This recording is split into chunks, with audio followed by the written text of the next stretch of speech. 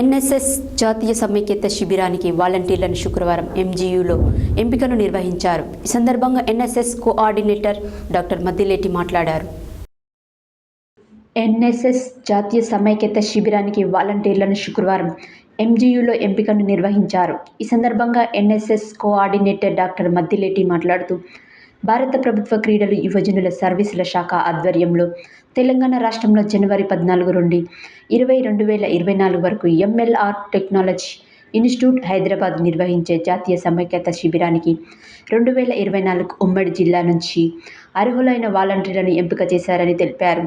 ప్రతిభ చూపిన వారికి భాషా పరిజ్ఞానం, కమ్యూనికేషన్ స్కిల్స్, సాంస్కృతిక అంశాలలో ఇంటర్వ్యూలు నిర్వహించి 4 ఎంపిక చేశారని తెలిపారు. విద్యతో పాటు సామాజిక సేవ చేసేందుకే చక్కటి వేదిక అన్నారు. ఎంపికైన విద్యార్థులను యూనివర్సిటీ ఉపకులపతి ప్రొఫెసర్ సిహెచ్ గోపాల్ రెడ్డి అభినందించారు.